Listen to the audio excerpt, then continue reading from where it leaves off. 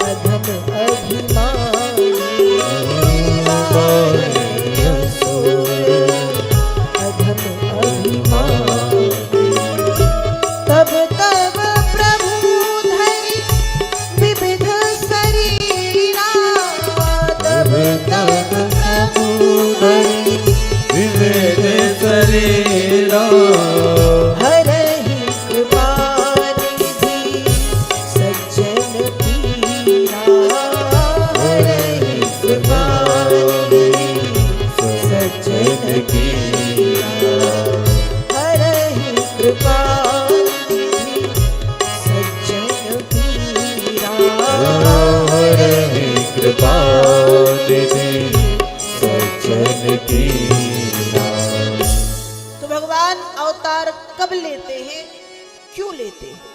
तो कहा जब जब धर्म की हानि, अधर्म की वृद्धि, अत्याचार, अनाचार, पाप बढ़ने लगता है, तब तब भगवान इस धराधाम पर अवतार लेकर के दुष्टों का संहार करते हैं, दुष्टों का भगवान विनाश करते हैं। भगवान का अवतार इसलिए होता है।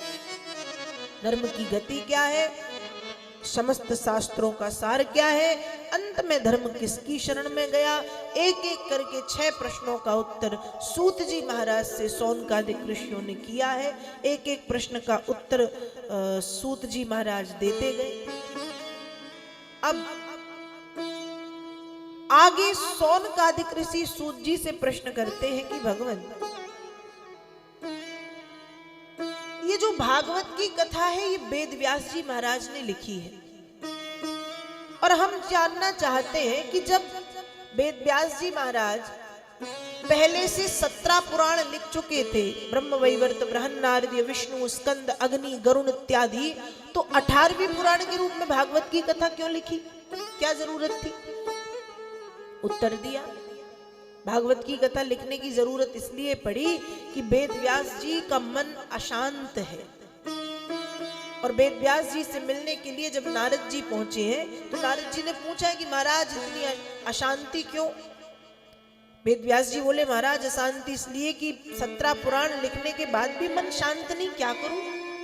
तब नारद जी अपने पूर्व जन्म की कथा सुनाते हैं कि पूर्व जन्म में मैं एक दासी का पुत्र था, मेरी माँ संत महात्माओं की सेवा करती थी, और बचपन से मैंने माँ के साथ उस सेवा को देखा और साधु महात्माओं के भजन को देखा। तो सेवा और भजन को देख करके मेरे मन में भी भजन और सेवा का भाव आ गया, तो मैं भी दिन रात भजन करता और सेवा करता। उस सेवा और भजन का ये परिणाम है, उस सेवा और भजन का ये परिणाम निकला।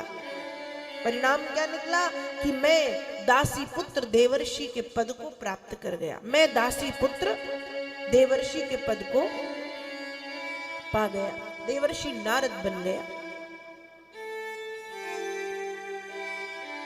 आप भी उन्हीं भगवान का चरित्र लिखो। नारद जी के कहने पर 18वीं पुराण के रूप में वेद व्यास जी ने श्रीमद् भागवत महापुराण की रचना करनी शुरू की। देखिए, सभी पुराण को पुराण कहते हैं। आपने सुना है विष्णु पुराण, अग्नि पुराण, स्कंद पुराण, बृहन्नारदीय, ब्रह्मवैवर्त, गरुड़, पद्म, लिंग, कूर्म इत्यादि सबको पुराण कहते हैं। लेकिन भागवत को श्रीमद् भागवत महापुराण सप्ताह ज्ञान यज्ञ कहते हैं। क्यों कहते हैं? क्योंकि जब वेद व्यास जी भागवत की रचना कर रहे थे तो जो 17 पुराण है वो देवतुल्य स्वरूप धारण करके सामने बैठ के इस कथा को सुन रहे थे। इसलिए सभी पुराणों को पुराण, लेकिन भागवत को श्रीमद् भागवत महापुराण कहते हैं। भागवत महापुराण है, सप्ताह ज्ञान यज्ञ है। तो वेद व्यास जी ने अपने मन की शांति के लिए नारद जी के कहने पर भागवत की रचना की। अब सूत जी महाराज सौनकादिक ऋषियों से कह रहे कि जब भागवत की रचना हुई तो भागवत की रचना तो वेद व्यास जी ने की, और वेद व्यास जी के बेटे भये सुखदेव। और हमने सुना है कि जो सुखदेव मुनि है वो तो जन्म से बैरागी है। बैरागी मतलब कछु लेना ना देना, मगन रहना। उनका किसी से कोई लेना देना नहीं, अपने में मगन, अपनी मस्ती उनकी। वो ना माँ से परिचित है ना पिता से, वो संसार से दूर है। तो हमने ये सुना है कि वेद व्यास जी के पुत्र सुखदेव जन्म लेते ही भाग गए थे। तो सुखदेव के जीवन में भागवत का प्रादुर्भाव कहां से हो गया? भागवत उनके जीवन में कैसे आई? हमको बताइए।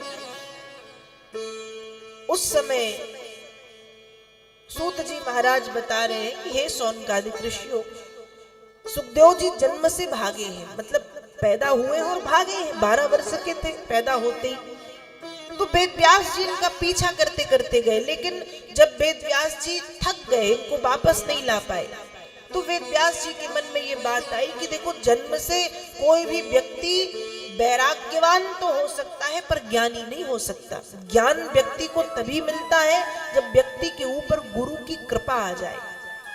गुरु कृपा के बिना ज्ञान मिलना असंभव है, मुश्किल है।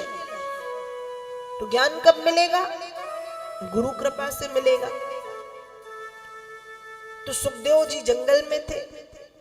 वेद व्यास जी के मन में अशांति आ गई कि कैसे पुत्र को वापस लाऊं।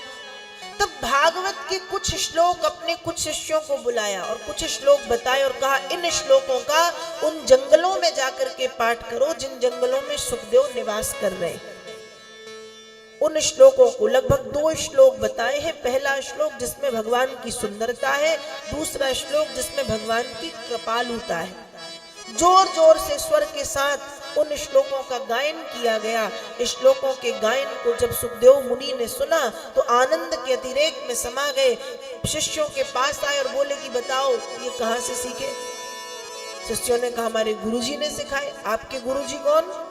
कहा हमारे गुरुजी कृष्ण द्वैपायन महर्षि वेदव्यास। अच्छा, हमको भी ले चलिए। कहा? वेद व्यास जी के पास।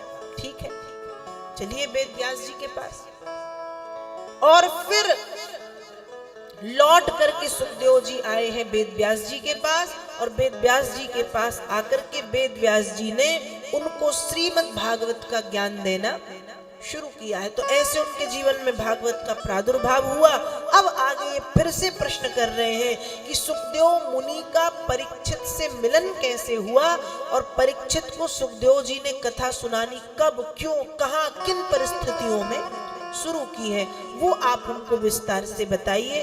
वो सुनने के पूर्व एक बार जय श्री कृष्ण तो बोलना ही पड़ेगा। बोलिए श्री वृंदावन बिहारी लाल की जय, श्री हनुमान जी महाराज की जय। आइए कुछ क्षण के लिए भगवान नाम संकीर्तन करें। सभी गाएंगे। और आज थोड़ी सी कल से ज्यादा ठंड है, बहुत ज्यादा तो नहीं है पर थोड़ी सी है, तो ताली बजाइएगा, आपकी ठंड गायब हो जाएगी। तो भाव से ताली सेवा करते हुए सभी गाएंगे।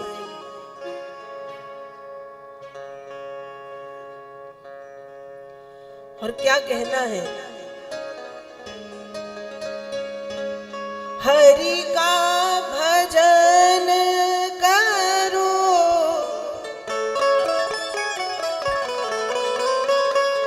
हरि है हमारा।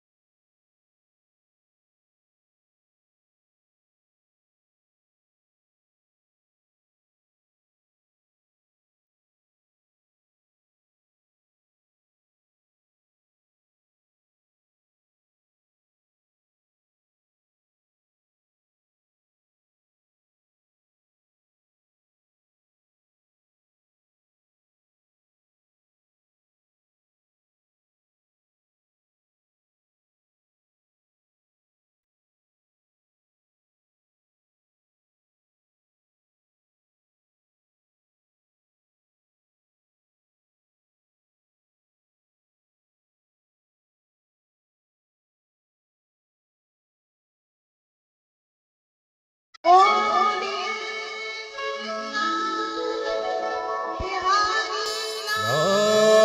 की जय, तीर्थराज प्रयाग की जय, सब संतों की जय। आइए हम पुनः कथा क्रम में प्रवेश करें। अच्छा, थोड़ी थोड़ी ठंड कम हुई या नहीं हुई? हुई ना? हो जाती है भजन से। थोड़ा सा नाच लो, थोड़ा सा ताली बजा लो तो ठंड वैसे ही कम हो जाती है। कथा क्रम में प्रवेश करें। तो कथा क्रम में हम कहाँ पे थे? बताओ बताओ बताओ, दाऊ जी कहाँ पे थे? हमारे दाऊ जी आज आए। हमने 5 कथाएं सुनी है भागवत अपने घर में।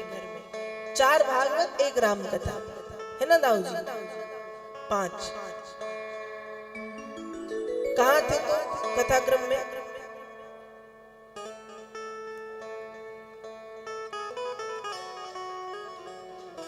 ठंड ज्यादा है शायद, है क्या?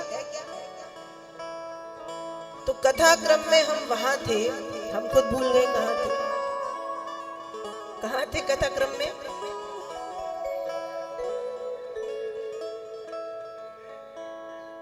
हाँ हाँ, वो तो 6 प्रश्न के आगे बताओ कहाँ थे। कथा क्रम में हम थे कि सुखदेव जी महाराज वेद व्यास जी के पास लौटे हैं, भागवत के श्लोक सुनो। और फिर वेद व्यास जी ने उनको भागवत का ज्ञान प्रदान किया है। और अब सूत जी सुखदेव सौनकादिक ऋषि पूछ रहे हैं सूत जी से कि अब यह बताओ कि सुखदेव जी ने ये कथा परीक्षित को कैसे सुना दी, क्योंकि परीक्षित राजा है और सुखदेव जी और परीक्षित का दूर दूर तक कोई लेना देना नहीं, कभी दरस परस नहीं। और सुखदेव जी परमहंस हैं, ज्यादातर मौन रहने वाले, कम बोलने वाले, छिप कर रहने वाले। तो कम बोलने वाले, मौन रहने वाले, छिप कर के रहने वाले श्री सुखदेव जी महाराज का मिलन परीक्षित से कैसे हो गया, वो बता दो। तो आगे सूत जी महाराज कथा सुना रहे हैं। भागवत का बीजांकुरण महाभारत से हुआ है। किससे हुआ है? महाभारत। महाभारत नाम का महान ग्रंथ, महाभारत से ही भागवत की उत्पत्ति हुई है। यदि हम ये कह दें तो उसमें कोई बहुत बड़ी अतिशयोक्ति नहीं। महाभारत से भागवत का बीजांकुरण है। महाभारत में भक्तिमती कुंती ने प्रमुख भूमिका निभाई है। महाभारत का युद्ध हुआ। महाभारत का युद्ध क्यों हुआ? क्यों हुआ? चलो आज आप लोग बताओ, महाभारत के युद्ध का कारण क्या था? अपने अपने मन कुछ तो होगा ना, कोई तो विचार। जमीन के लिए हुआ। और किस लिए हुआ? द्रौपदी के कारण हुआ। और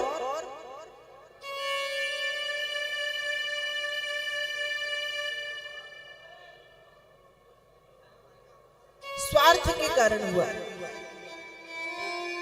महाभारत की युद्ध के सबके अपने अपने मत है। कोई बोला स्वार्थ, कोई बोला कि जमीन, और किसी ने कहा द्रौपदी।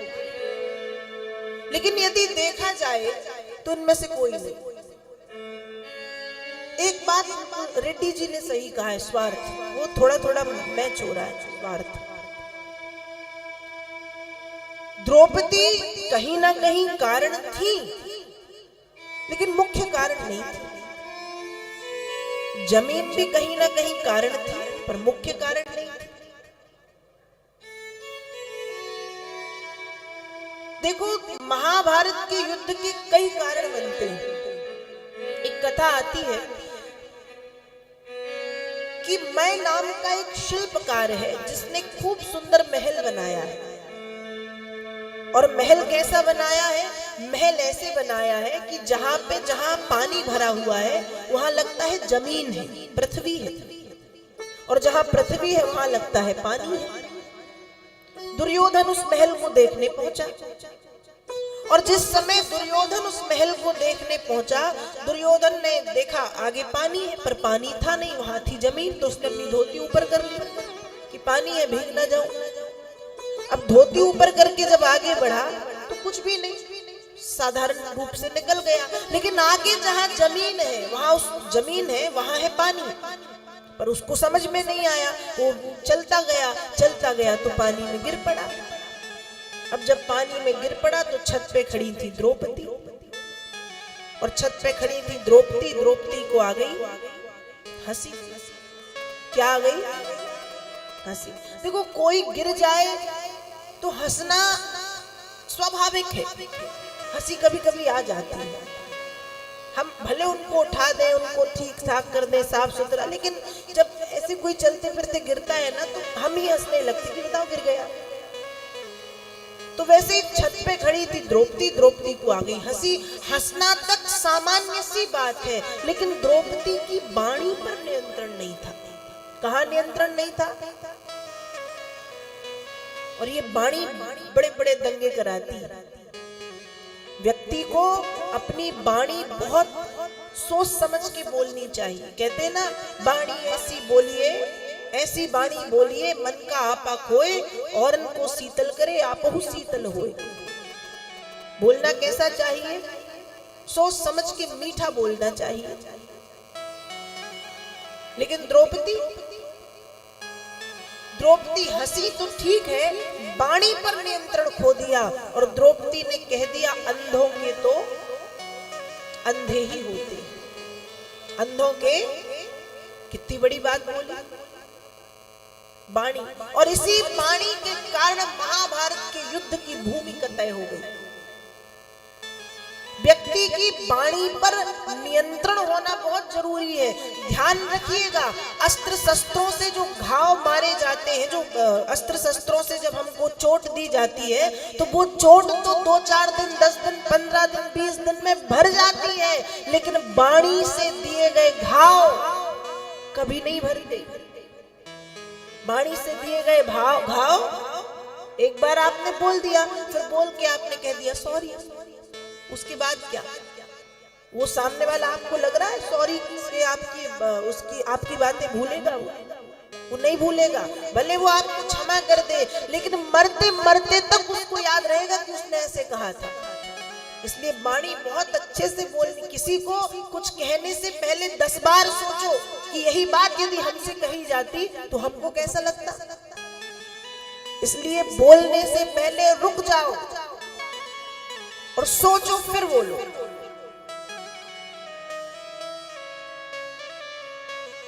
एक बड़ा मैंने कहीं सुना था कि क्रोध आए तो थोड़ा सा रुक जाना चाहिए। कहते ना, क्रोध में आग लगी रहती है, उस समय वाणी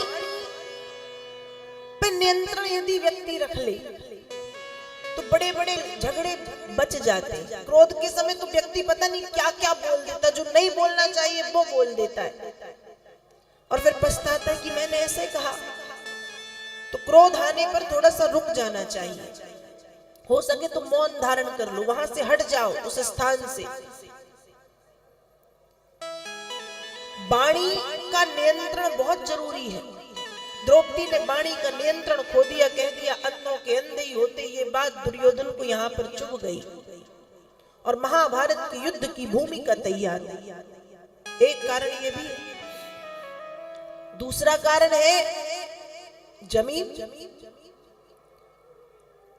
कि भगवान कृष्ण शांति दूत बनकर के पहुंचे हैं दुर्योधन के पास, और दुर्योधन से बोले हैं कि दुर्योधन, पांडवों को आधा राज्य ना सही, कम से कम 5 गांव दो, जिससे पांडव अपनी आजीविका चला सके। तो दुर्योधन कहता, सुचग्रे नैव दातव्यम विना युद्धेन भारतो। हे कृष्ण, आप तो 5 गांव की बात कर रहे हो, सूजी की नोक के अग्रभाग के बराबर राज्य भी पांडवों को बिना युद्ध के नहीं दूंगा। युद्ध तो होगा। यहाँ जमीन भी आ गई, स्वार्थ भी आ गया, कि दुर्योधन इतना स्वार्थी कि सूजी की नोक कितनी सी होती, उतनी जमीन भी वो देना नहीं चाह रहा। लोभ। महाभारत के युद्ध का कारण यदि कहा जाए, सबसे बड़ा कारण है लोभ। और लोभ रूपी आग यदि व्यक्ति के जीवन में एक बार लग जाए तो वो जीवन को जला डालती है। इसलिए लोभ से बचना चाहिए। महाभारत का युद्ध प्रारंभ हुआ, परिणाम क्या निकला? परिणाम ये निकला कि पांडव हारे, पांडव जीते और कौरव हार गए। 18 दिन तक महाभारत का युद्ध चला है। कितने दिन? 18 दिन, जिसमें भीष्म पितामह को सेनापति बनाया गया, कर्ण को बनाया गया, द्रोणाचार्य को बनाया गया, कृपाचार्य को बनाया गया और शल्य को बनाया गया। 18 दिन में 5 सेनापति बने महाभारत के युद्ध में। और महाभारत का विनाशकारी युद्ध हुआ, कौरव हार गए, पांडव जीत गए। युद्ध 2 पक्षों में होता है, एक पक्ष हारता है, दूसरा पक्ष जीतता है। पर ध्यान रखिएगा, हारने वाले का तो सब कुछ बर्बाद हो जाता है, जीतने वाले को भी अपना बहुत कुछ खोना पड़ता है। युद्ध अच्छा नहीं है, युद्ध की प्रक्रिया अच्छी नहीं होती, युद्ध की प्रक्रिया ठीक नहीं है। युद्ध हमेशा 2 लोगों के बीच में होता है, लेकिन परिणाम जो आसपास के लोग हैं उनको भी भोगना पड़ता है। कौरव और पांडवों के युद्ध में न जाने कितने कितने परिवारों की हानि हुई, कितनी कन्याएं, कितनी माताएं, कितनी देवियां विधवा हुई, कितने बच्चे अनाथ हुए, कितने लोगों को अपने प्राण गंवाने पड़े इस युद्ध में। सिर्फ बचा है दुर्योधन अकेला, सब मारे गए। कहीं छिप कर के बैठा है और दुर्योधन का परम हितैषी मित्र जिसका नाम है अश्वत्थामा, अश्वत्थामा दुर्योधन के पास गया और कहता, तू चिंता मत कर, मैं कल 5 पांडवों के सिर काट करके तेरे सामने लाके रखूंगा। और दुर्योधन जानता है ये कह रहा है मतलब करेगा, ये कह रहा है मतलब कर देगा, कर सकता है ऐसे। और क्या हुआ? दुर्योधन ने, अश्वत्थामा ने द्रौपदी के 5 पुत्रों के सिर काट दिए, क्योंकि भगवान कृष्ण को यह बात पता चल गई कि अश्वत्थामा कुछ गलत करेगा। तो जहां पर पांडव सोते हैं वहां पर कह दिया कि तुम यहाँ नहीं सोगे, आज से यहाँ कोई और सोएगा। ठीक है, पांडवों ने बात मानी, पर पांडवों के 5 बेटे जो बिल्कुल अपने पिता की तरह सो दिखते हैं, वो अपने पिता के स्थान पे जाके सो गए। रात्रि में अश्वत्थामा आया, कद काठी रूप रंग एक सा जान के 5 के सिर काटे, दुर्योधन के सामने ले जाके रख दिए। दुर्योधन ने जब सिर देखे तो खुश हो गया, क्योंकि चेहरा तो वही है, लेकिन सिर दबाए तो दबाने पर दब गए। और जब दबाने पर दबे तो समझ गया कि ये पांडव नहीं, ये पांडव पुत्र हैं। और दुर्योधन ने अश्वत्थामा का विरोध किया कि तुमने आज बहुत बड़ी गलती की, तुमने निरपराध बच्चों को मारा, तुम हत्यारे हो। और द्रौपदी को जब ये बात पता चली कि मेरे 5 बेटे मौत के घाट उतार दिए गए, रुदन करना द्रौपदी ने शुरू किया।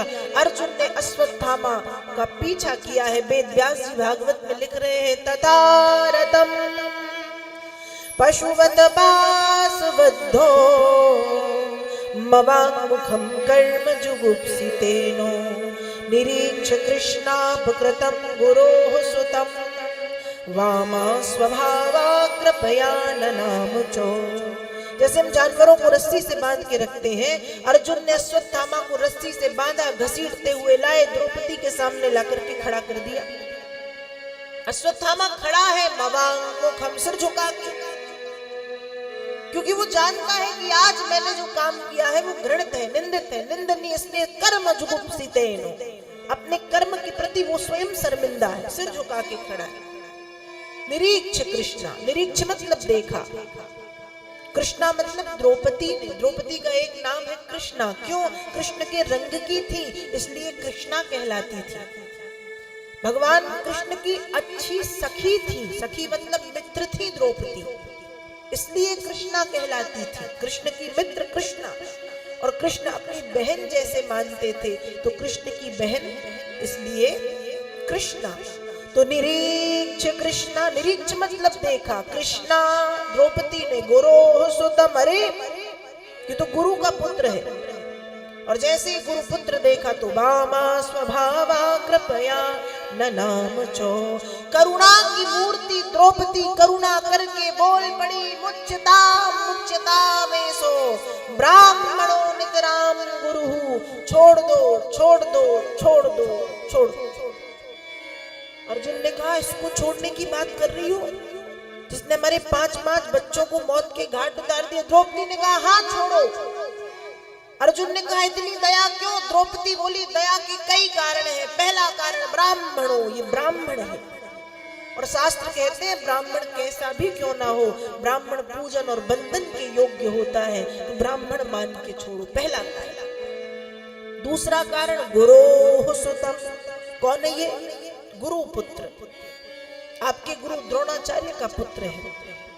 आप ये ना समझे कौन थे कि आपके सामने अश्वत्थामा खड़ा है, आप ये देखें कि स्वयं गुरु द्रोणाचार्य छोटे रूप में आपके सामने खड़े हैं, तो ब्राह्मण मान करके छोड़ो। ब्राह्मणों ने तराम गुरु, छोड़ दो, ब्राह्मण मान के छोड़ो।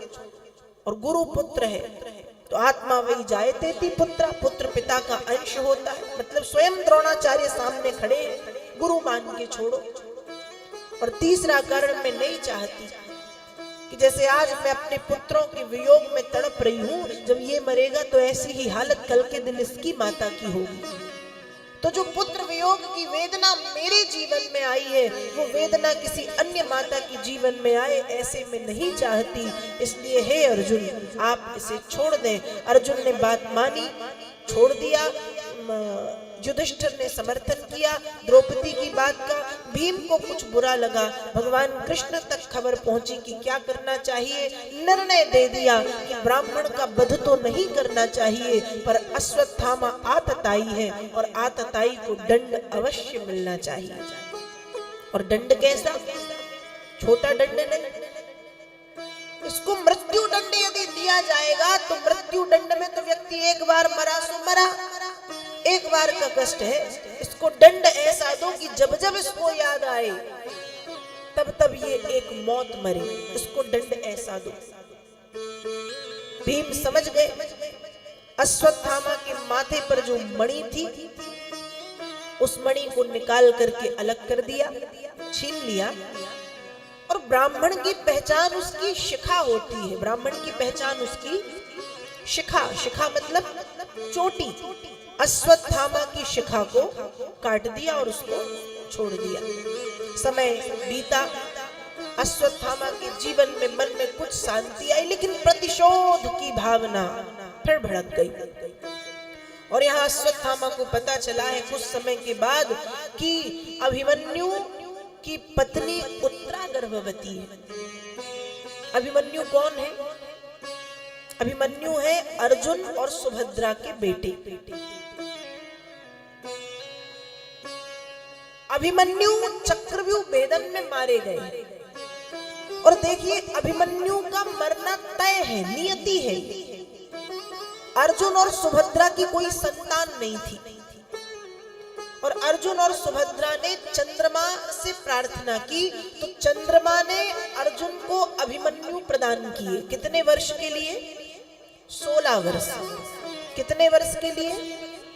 16 वर्ष। जैसे चंद्रमा की 16 कलाएं हैं ना, 16 दिन में वो छोटा सा, फिर धीरे धीरे धीरे धीरे पूर्णिमा के दिन 16वें दिन पूनम, पूर्णिमा का चंद्रमा। तो वैसे ही अभिमन्यु 16 वर्ष के लिए दिए गए थे कि 16 वर्ष तक ये रहेंगे, उसके बाद हम इनको लेंगे। और नियति देखिए, जो तय है वो होके रहेगा। जो यहाँ पर लिखा है उसको भगवान भी नहीं टालते, क्योंकि वो लिख गया है। चक्रव्यूह भेदन का दिन आया और भगवान कृष्ण जानते हैं कि अर्जुन यदि होंगे तो अर्जुन चक्रव्यूह का भेदन कर देंगे, क्योंकि अर्जुन जानते हैं। लेकिन आज अभिमन्यु की मृत्यु है और मृत्यु तय है, और अर्जुन यहां रहेगा तो शायद अभिमन्यु को कोई कुछ भी ना कर पाए, लेकिन ये मृत्यु तय है, इसलिए अर्जुन का यहां से जाना जरूरी है। तो भगवान कृष्ण अर्जुन को लेकर के युद्ध के दूसरे छोर में, कुरुक्षेत्र के दूसरे छोर में चले गए, 10-15 किलोमीटर दूर। अब यहां चक्रव्यूह की रचना हुई। जब चक्रव्यूह की रचना हुई, अब बात आई कौन चक्रव्यूह भेदे, कौन चक्रव्यूह भेदे। अर्जुन वहां है नहीं, कौन भेदे। तब अभिमन्यु आए और अभिमन्यु ने युधिष्ठिर से कहा कि पिताजी मैं चक्रव्यूह का भेदन करूंगा। युधिष्ठिर ने कहा तुम तो बालक हो, कैसे करोगे पुत्र, तुमने आज तक चक्रव्यूह का भेदन देखा है? अभिमन्यु बोले पिताजी देखा नहीं है, सुना है। कब सुना है? कहा जब मैं माँ के गर्भ में था तो एक बार पिताजी ने माँ को चक्रव्यूह भेदन की रचना सुनाई थी कि चक्रव्यूह की रचना कैसे होती है और चक्रव्यूह का भेदन कैसे होता है। अच्छा, फिर कहा लेकिन पिताजी एक दिक्कत है, 6 द्वारों का भेदन तो पिताजी ने माँ को सुनाया था, लेकिन जब 7वें द्वार के भेदन की बात आई तो पिताजी को काम आया और वो उठ करके वहां से चले गए। तो 6 द्वारों तक तो मुझे पता है कि क्या करना है। यहाँ क्या बात पता चल रही है कि जब कोई भी माता गर्भवती होती है स्त्री, तो हमको माँ से, स्त्री से, या वो जो स्वयं स्त्री है उसको अच्छी बातें पढ़नी चाहिए, सुननी चाहिए, समझनी चाहिए, देखनी चाहिए, क्योंकि अच्छी बातों का अच्छा प्रभाव माँ के गर्भस्थ शिशु पर, बालक और बालिका पर पड़ता है। अभिमन्यु माँ के गर्भ में है और अर्जुन ने चक्रव्यूह भेदन की रचना सुनाई। अभिमन्यु ने सुनी, और सुनी क्या, अभिमन्यु सीख गए। आज चक्रव्यूह भेदन की रचना हो, आज चक्रव्यूह का भेदन होना है। और अभिमन्यु ने एक साथ जब चक्रव्यूह में प्रवेश किया तो 6 दरवाजे अभिमन्यु ने भेदे, 6 दरवाजे पार कर दिए।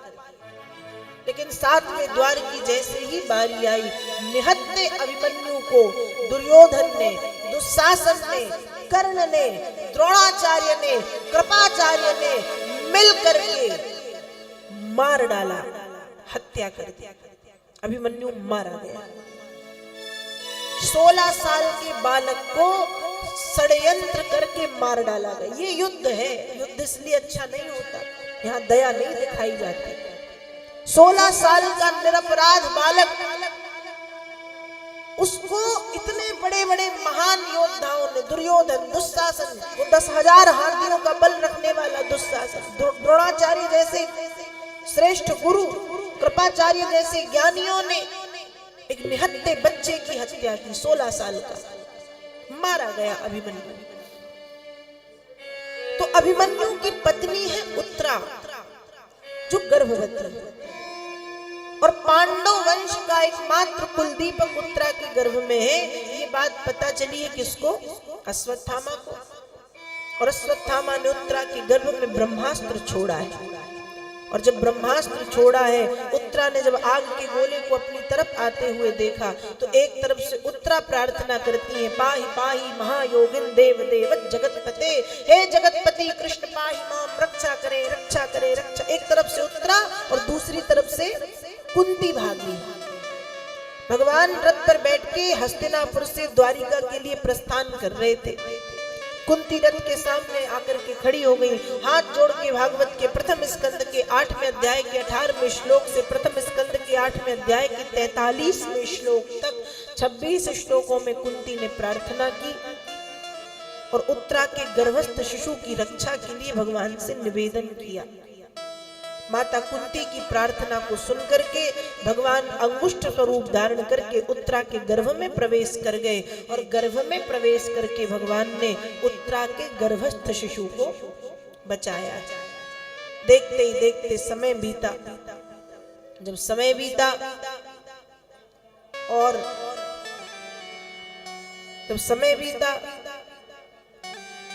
परीक्षित का जन्म हुआ। एक बालक ने जन्म लिया है और उस बालक ने जन्म लेते ही चारों तरफ देखना शुरू किया।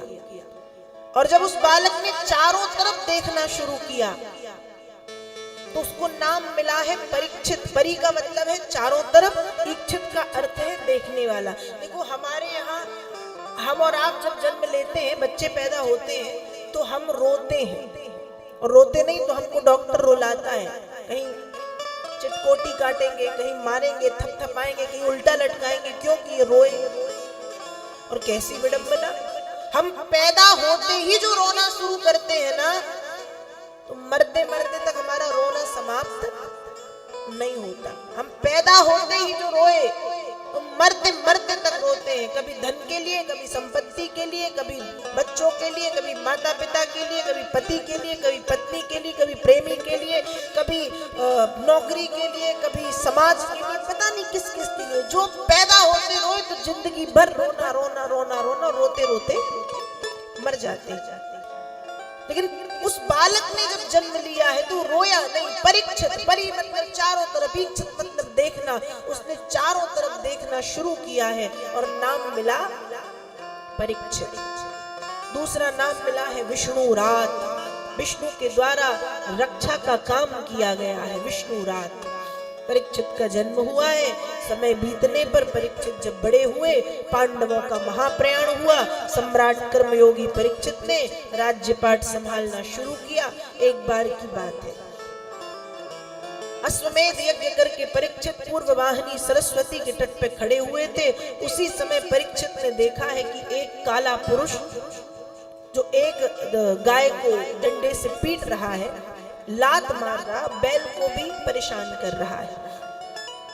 परीक्षित को लगा कि ये काला पुरुष कौन है, हमारे राज्य की प्रजा को प्रताड़ित कर रहा है, मार रहा है, सता रहा है, परेशान कर रहा है, कष्ट दे रहा है, ये कौन है। तलवार निकाल के परीक्षित पूछते हैं कि बताओ तुम कौन हो। तब वो काला पुरुष कहता, महाराज मेरा नाम है कली। कली मतलब कलयुग। जब भगवान कृष्ण इस पृथ्वी पर थे महाराज, तो उन्होंने मुझे रहने के लिए कोई स्थान नहीं दिया। आज आप इस पृथ्वी के क्षत्र सम्राट हैं, आपने भी मुझे रहने के लिए कोई स्थान नहीं दिया। मुझे रहने के लिए स्थान चाहिए।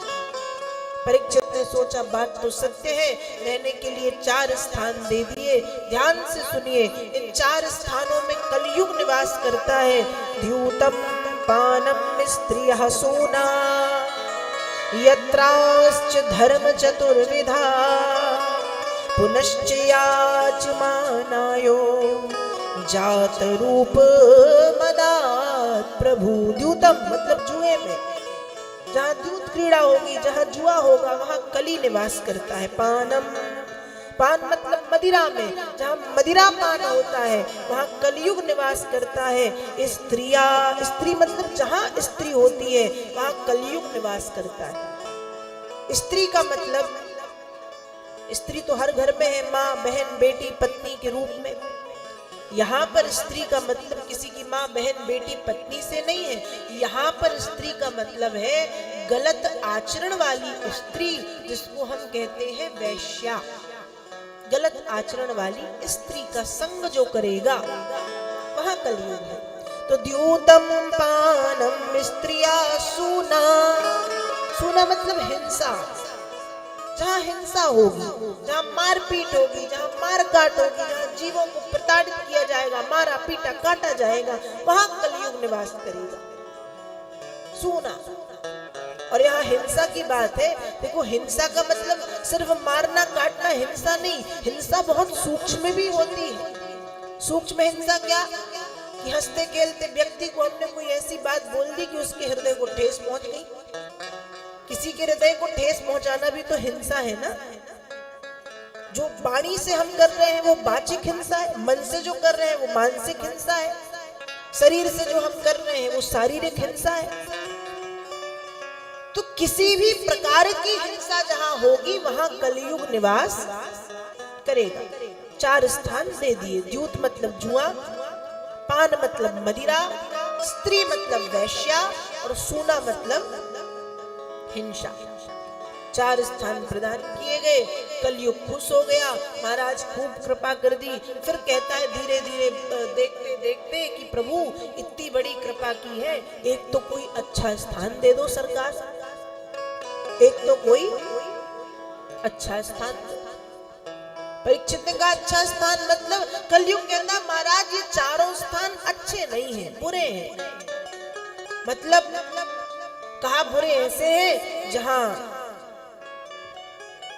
जुआ होगा वहां मैं रहूंगा, अच्छा नहीं है जुआ।